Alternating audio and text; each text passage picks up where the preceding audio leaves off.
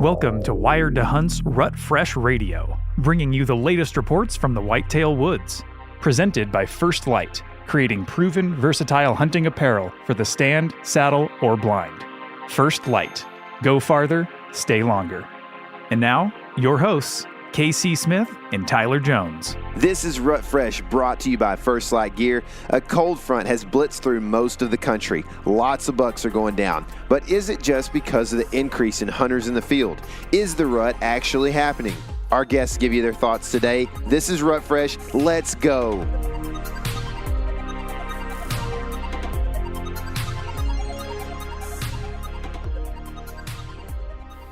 Welcome to Rut Fresh Radio. This is Tyler Jones, your host, and on the line I've got KC Smith, the other host, the dude that is like a long ways from me right now.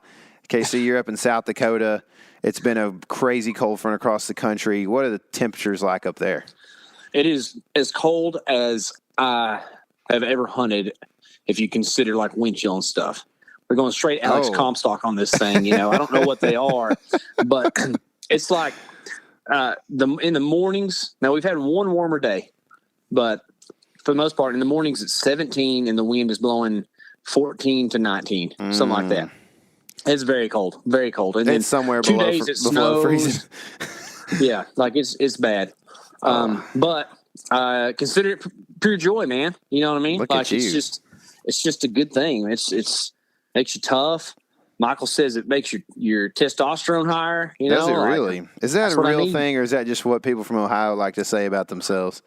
I don't know. I think it's just more like doing hard things, which probably does help. Well, speaking of hard things, man, I want to say something right quick. You called me a host a while ago, but this week I am not. You are doing all this stuff yourself, and I just want people to know I'm thankful. Appreciate the help with this because I'm doing some hunting and I'm getting to concentrate on that, and it's a huge help for me. And dude, the element just wouldn't go if you weren't around. So we're all thankful for you. Well, I appreciate it, man. But yeah, it takes all of us, man. I mean, it takes there's like 5 of us, and that runs the element and Wired to Hunt and part of Meat Eater and everything. You wouldn't know it, but it is. You know, so. It's a lot of work, and I'm glad to be able to do it. But you know, I really am starting to get the FOMO real bad right now because I bet, man, dude, the cold front's been kind of just pushing through the country, and giants are dropping. Well, and just so you know, the Rut Fresh guests were actually pretty hard to get this week because everybody and their mom is in Iowa this week. Yep, it's a good time to be in Iowa. Dude, I don't know if I've seen anybody that wasn't in Iowa this week or hardly. I mean, it's just ridiculous. Like, I'm sitting there going through stories on Instagram like, man, here's my friends. Now, this guy, he's from like Illinois. Nope, he's in Iowa this week. Okay, well, this guy's from Michigan. No, he's in Iowa this week. Well, it's just like, dude, I don't know. It is. I mean, there's got to be some sort of convention going on there or something, I imagine. It's the Whitetail Convention for sure. It is. You know, in fact, I've got a buddy that's on this Rut Fresh episode, Anthony Warren. He killed a giant there. And, you know, he would attribute a lot of this daylight movement, and that daylight movement in particular, to this cold front that's pretty well timed. But as you and I discussed today, probably not the perfect cold front, not the best timed, right? You know, maybe November 7th would be a better time for this cold front, you know? But for sure. We'll take what we can get, right? It makes the last week of October a lot better compared to 70s in the afternoon for the last week of October. That'd be real tough. As much as we want it to be the rut, the 28th of October is a lot different than the 2nd of November. As weird as it is, those are so close. But I've been seeing it on the ground here, and I know you're going to have the steady and true Michael Stoll on here to talk about South Dakota in a bit. So I won't ruin too much of what we have seen from that. But I do want to just kind of address something, and I know you'll have thoughts on this too. The timing of the rut really does matter because things change quite a bit from October 25th until November 5th. Like, these deer go through crazy changes, you know, in the way they're acting and all kinds of stuff. And I think we noticed last year And I believe we might be in store for the same thing this year, that across the country, it's potentially going to be a little later than what most people would anticipate being the rut, like as far as like the perceived movement of bucks chasing does and all that. I know that you and I in particular last year noticed like November 1st through 5th it was just not a lot going on. Why is that, man? Why does it seem like, last year there was a lot of warm weather, and I think the perceived rut was definitely later in that mid-November cold front that we had. But is there something changing? I don't know. It's interesting you bring that up because the Julian calendar isn't perfect, which is what we operate on nowadays. Well, actually, it's probably a manipulated Julian calendar. But either way, we don't have a perfect 365 days every 3 years and then a 366-day year in the fourth. Is that King Julian that made that one? Yeah. Okay. Yeah. Move it. I like to move it. He's like, by the way, one of the greatest cartoon characters ever created. I don't know. This is complete hypothesis, but like what we know of, and we know this to be the case anyways, because, from year to year, specific dates change a little bit, like, my birthday won't be on a Friday every year, right? So that tells you that actually, whatever that date isn't the same day every year. So November 1st isn't the same day every year, right? So like it can fluctuate. November 1st this year might actually be the same day of the year, if you want to talk about photo period, right, which is supposedly what determines the estrus cycle of does. That might be that first could be on the 5th on a different year. Now, I don't think like the next year it'll change that much, but right. I'd have to do some math and look at some stuff, but that's just kind of my hypothesis a little bit. And then I think too, just things are shifting. I'm not a climate denier. I'm not a climate change believer either, but I think that things are different in time periods. My granddad talks about a time whenever he was a kid when he'd have to go bust ice every morning for like 60 days during the winter for the cows to drink. And dude, we don't have that. I'll tell you what, I went to Alaska this summer. If for those who might listen to the Element podcast, they might know, but it made me think about some stuff for sure. Seeing those icebergs and like it's hard to deny like the pictures from a certain spot. That like, here's a picture from 1990, here's a picture from 2000, here's a picture from 2013, and here's what it looks like today, or whatever. And it's like, whoa. For sure, some different. We're going through some sort of a different weather pattern. You know what I mean? So yeah, crazy. But I'm just kind of wondering if like, what all I guess that has to do, or I guess did I say iceberg? I probably should have said glacier. But. Yeah, that's what I meant. Was Mark glaciers. will correct you. Well, and so will my wife. But yeah, so anyway, that's just something I noticed, and I was like, man, that there's something going on. So I wonder how that all plays into the rut, and it's definitely something interesting. Yeah. And this is why, there's so many variables. Just if you look at nature, right, and you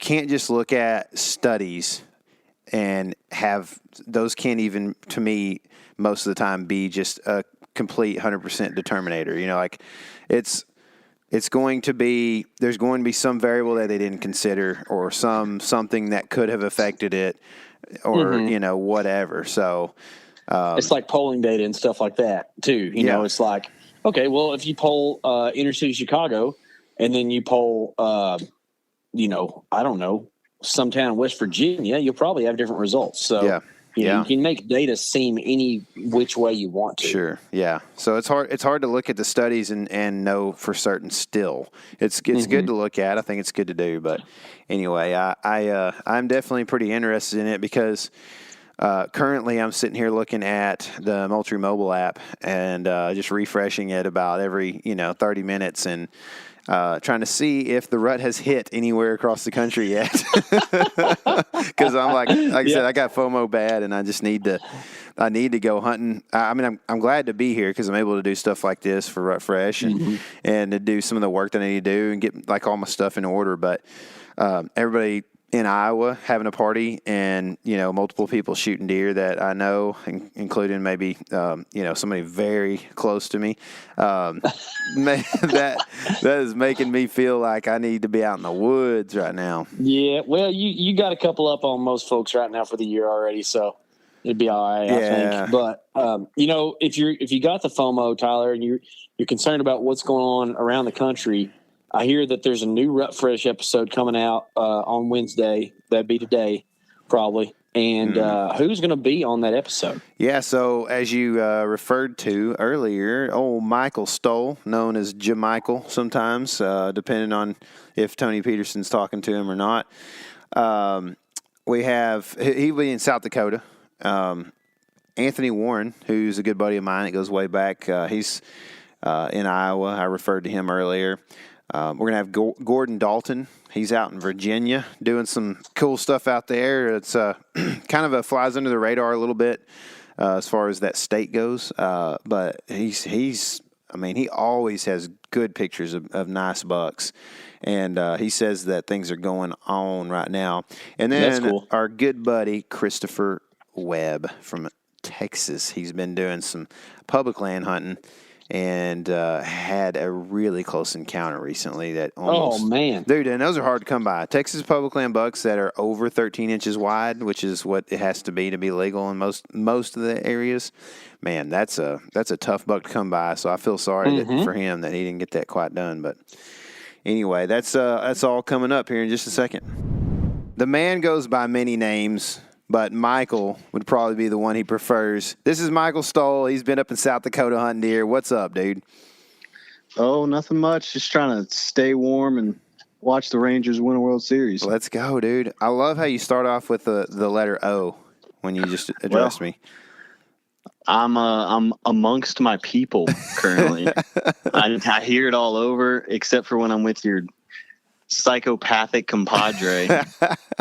So you're up there with old Caleb, and there might have been a buck that got an arrow sometime soon.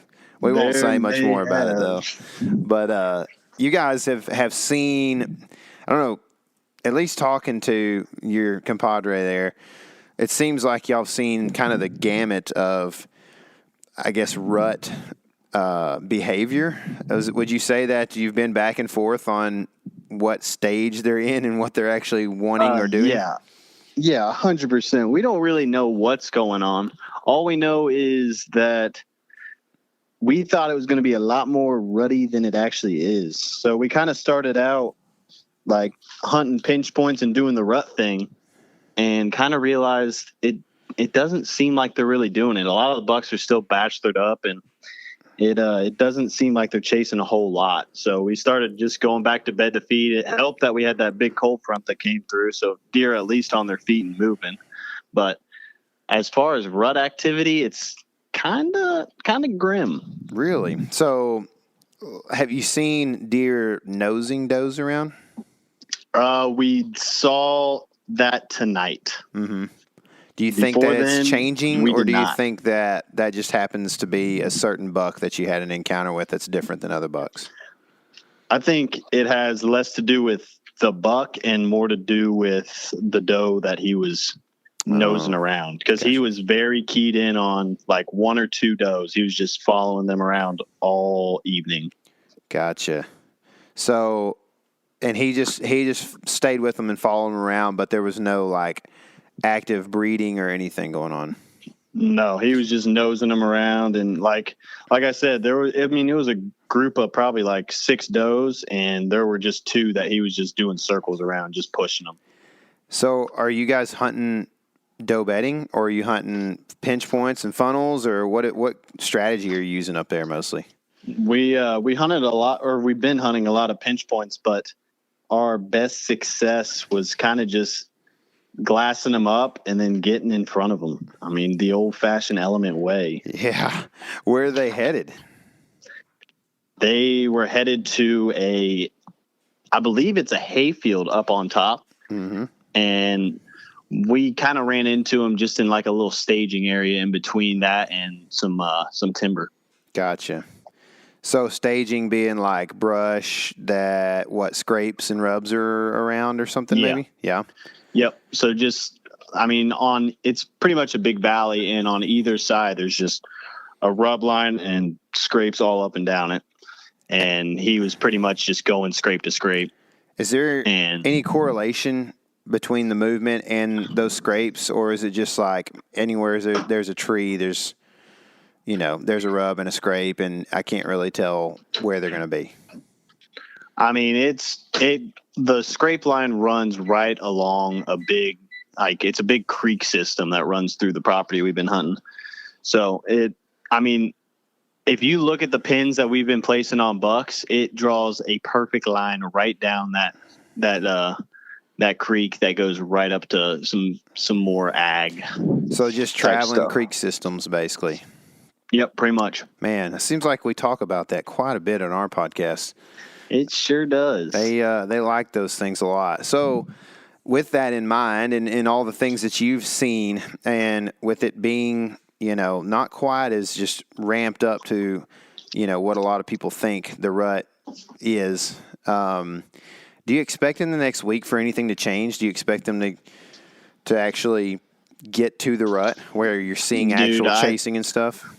I think within the next week, things are for sure going to be ramping up. I mean, we started to see it today, but I think as more of these does come into heat, they are going to be going absolutely crazy. So would you stay with the same strategies of hunting pinch points, or would you spend time around those scrapes or doe bedding, or where would you spend your time in the next week?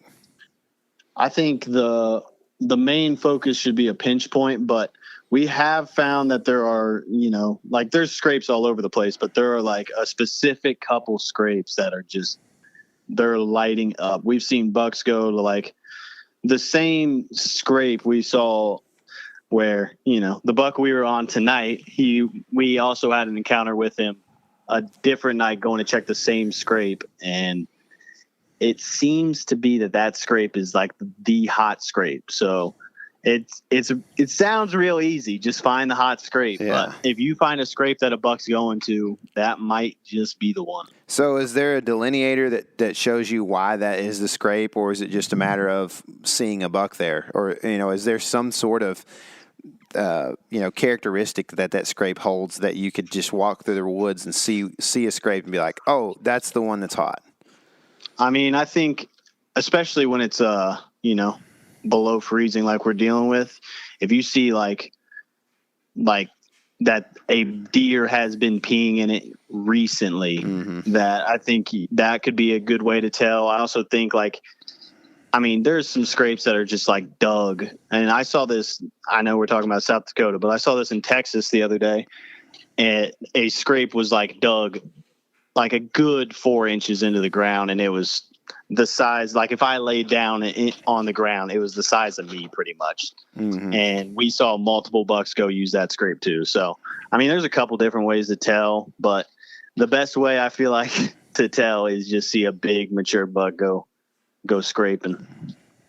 So in the next week, with all those things considered, scale of 1 to 10, what's the buck movement going to be like?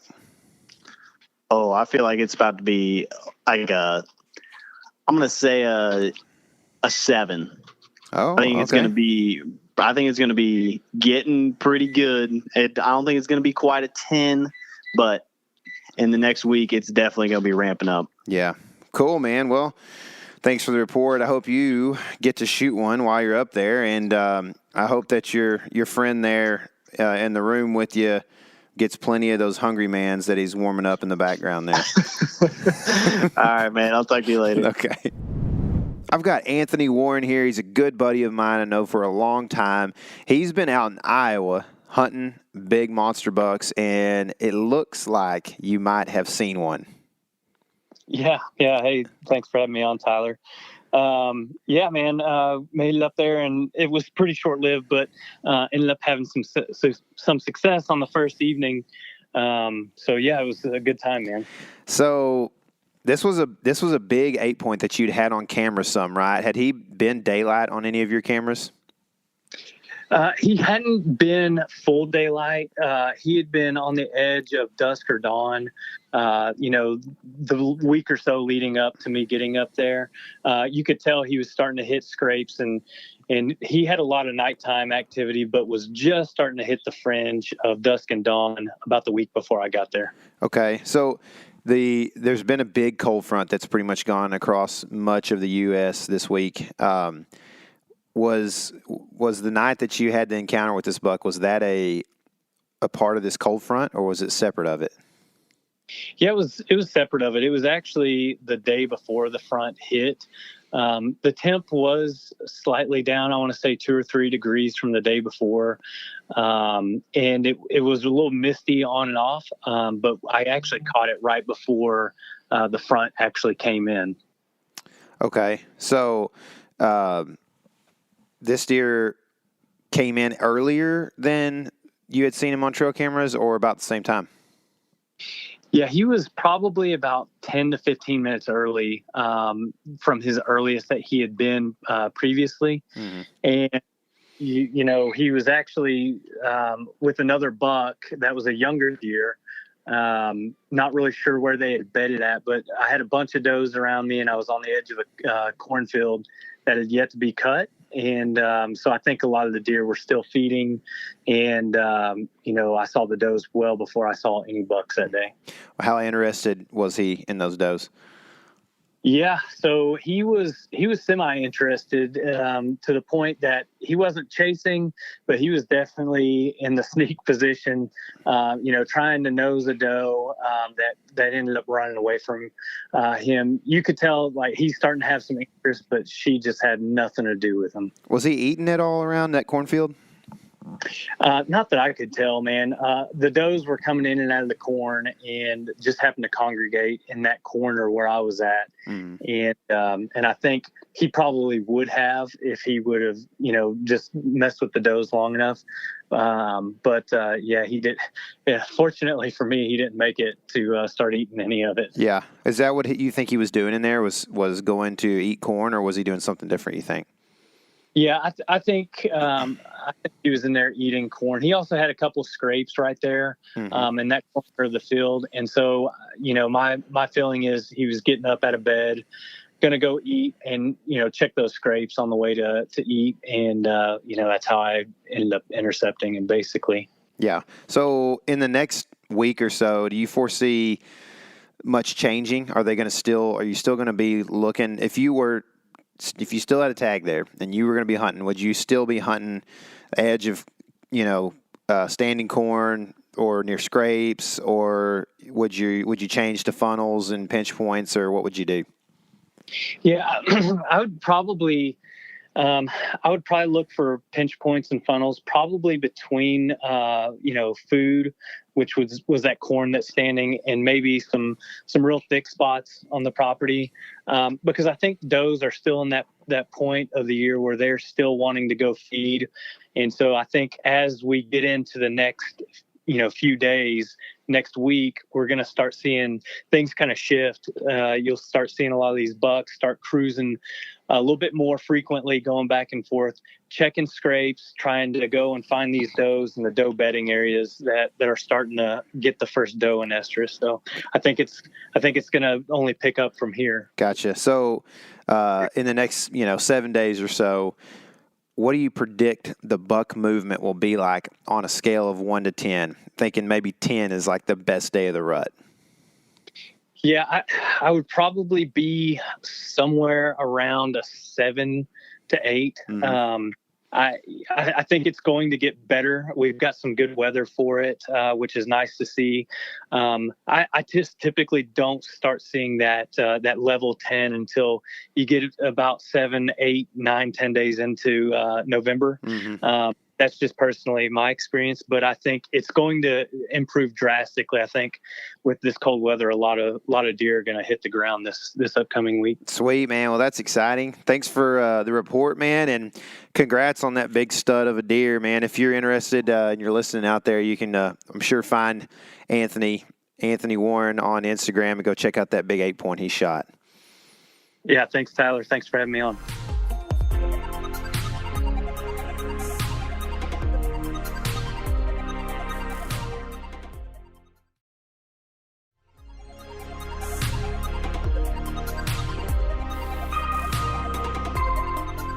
All right, now I've got Gordon Dalton on the phone. He's out in Virginia. Now, you're in Virginia right now, but when I met you several years ago, we were in Colorado. It was just the weirdest chance thing. We were fishing out in Colorado in the Black Canyon, and you came just coming down the chute right there, man. What's going on, Gordon? Oh, man, not a whole lot at work right now, but hoping to get in the woods later. Yeah.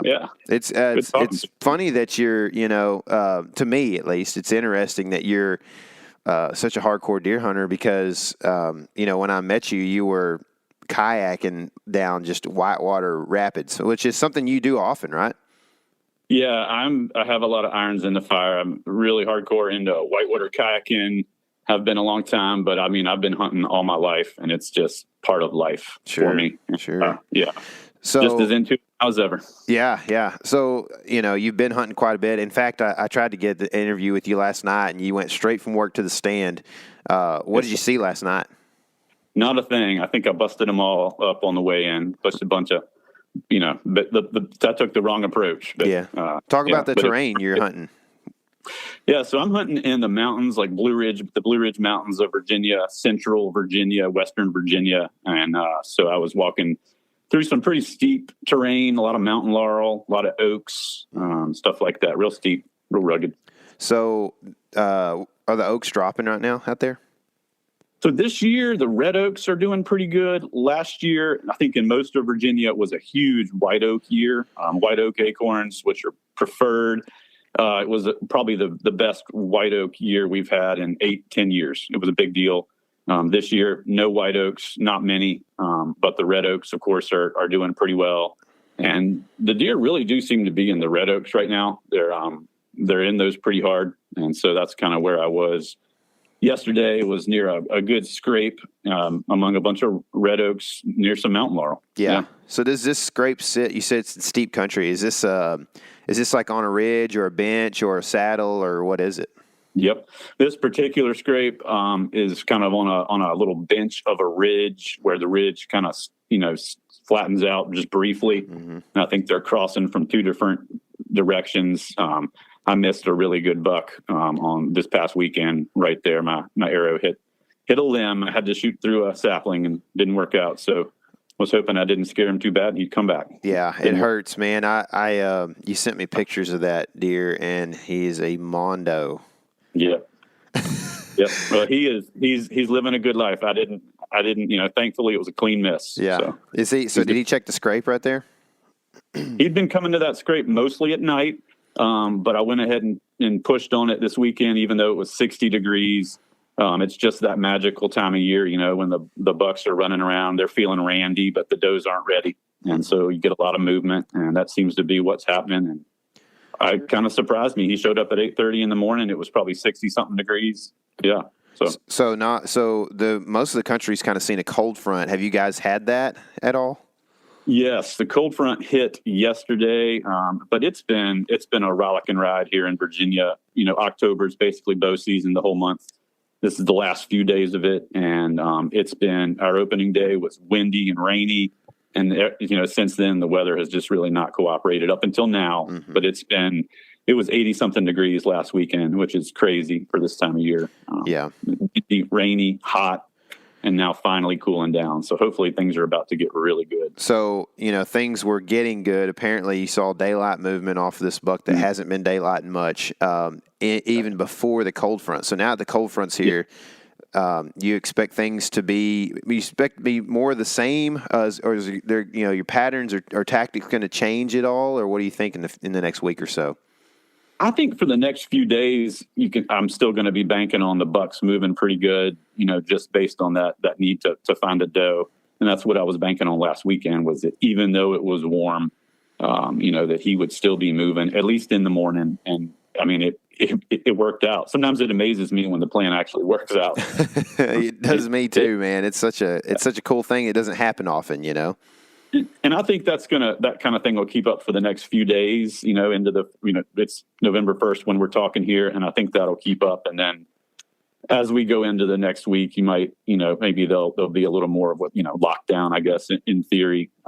But November 9th is always a great day here in Virginia. Yeah. So you still using terrain, like benches or saddles or stuff to get in the way of these cruising bucks? Are you using scrapes or a combination or different things or what? I go for that combination, just like you said there. I'm hunting big woods, not a lot of edge, except, vegetation edges. So I'm trying to use the terrain. I use a lot of little gullies. There's a lot of steep gullies. The bucks don't want to go up and down through those little gullies. They don't show up on a map. And so you've got to find them boots on the ground, as they would say. The bucks like to cruise along the top of those little gullies rather than waste energy going up and down these little 6 foot gullies. So I try to look for that, that east facing ridge. We don't have a lot of east-west running ridges. If you can find one, it's usually money. So I'll keep focusing on some scrapes, at least for the next few days. And, but I'm always trying to use terrain and the edge of mountain laurel and things like that. Gotcha. Yeah. So in the next week in Virginia, with the weather coming in, do you expect the buck movement to be better? And what would you rate it on a scale of 1 to 10? I would think it would still be pretty good, at least for the next, few days into the next week. I would rate it maybe an 8 plus, hopefully. 7 to 8 plus. That's what I'm hoping for. All right, man. Well, that's good. That's positive news, man. I think everybody right now is getting a little bit itchy. That cold front that came in right Halloween and the end of October there got a lot of people in the woods, and there were some bucks that went down, but I still think there's more to come, man. So I'm excited about it, and I appreciate the report from Virginia. Yes, sir. All right, I've got my good friend Chris Webb. He is one of probably, the audience's favorite element characters on our YouTube channel. Recently, Chris actually killed his first public land buck in a video of ours on our YouTube channel. Chris, what's been going on, man? Just trying to be in the woods as much as I can this time of year. Yeah, it's a pretty good time of year to do that. You spent some time in Texas now recently, and it seemed like you had a pretty good hunt the other day. You saw some bucks, right?